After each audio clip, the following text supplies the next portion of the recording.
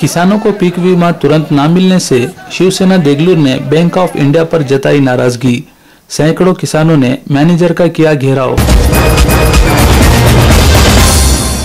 किसानों को पीक बीमा 2017 की रकम न मिलने से किसानों की हो रही परेशानी को देखते हुए शिवसेना तालुका प्रमुख श्री महेश पाटिल के नेतृत्व में बारिश में भीगते हुए किसानों ने बैंक मैनेजर का घेराव कर दिया था। इतना ही नहीं बल्कि गुस्साए किसानों ने बैंक को ताला डालने की भी बात करते हुए दिखाई दिए, लेकिन किसानों को फिर एक बार शुक्रवार तक का आश्वासन दिया गया, जिस पर किसानों ने अपना आंदोलन कम किया। लेकिन ये बैंक शुक्रवार के दिन किसानों को पीक बीमा की रकम देंगे, ये एक प्रश्न चिन्ह बना हुआ है।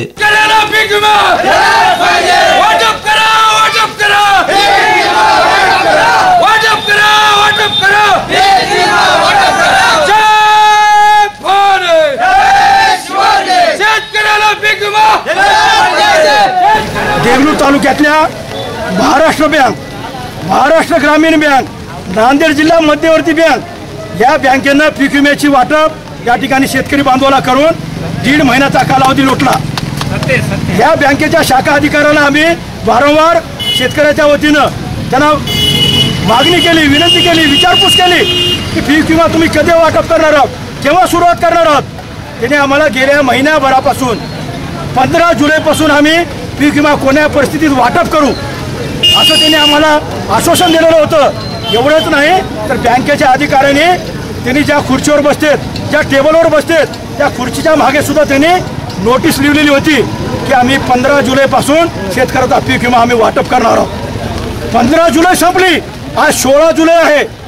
16 जुलैला कुठतरी शेतकऱ्याला पीक विमा मिळेल म्हणून शेतकरी आशेपोटी देगलूरला आले, कामधंदा सोडून, घरदार सोडून, शेतीबाडी सोडून आज पावसामध्ये भिजत तिथं ताटकळ थांबलेत। पण एकाही शेतकऱ्याला India bank, Hyderabad bank, Maharashtra ग्रामीण तमलूर बँक, महाराष्ट्र ग्रामीण करटखेड बँक, महाराष्ट्र ग्रामीण मरखेल बँक, महाराष्ट्र ग्रामीण हनेगाव बँक एवढ्या बँकेच्या लोकांनी, अधिकाऱ्यांनी त्यांच्या हलगर्जीपणामुळं, त्यांच्या निष्काळजीपणामुळं आज शेतकरी बांधवाला पीक विमा मिळाला नाही, पीक विम्यापासून वंचित राहावं लागलं। त्यामुळे त्यांना अनेक आर्थिक, मानसिक, शारीरिक त्रास आमच्या शेतकरी बांधवाला या ठिकाणी विनाकारण सहन करावं लागत आहे।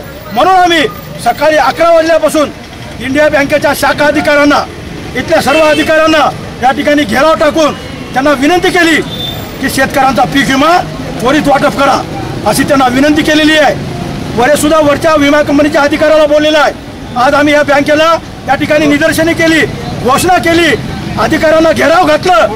त्यांनी आम्हाला येत्या शुक्रवारपर्यंत पीक विमा वाटप करण्याचं आश्वासन दिलेलं आहे। येत्या शुक्रवारपर्यंत नाही तर सोमवारपर्यंत जर पीक विमा वाटप झाला नाही तर आईची शपथ घेऊन सांगतो, जेवढे शेतकरी या ठिकाणी पीक विमा भरलेले आहेत तेवढ्या शेतकऱ्याच्या वतीनं या दोन्ही बँकेच्या ऑफिसला ताला ठोकून, किलूप लावून या ठिकाणी उग्र आणि तीव्र आंदोलन करू।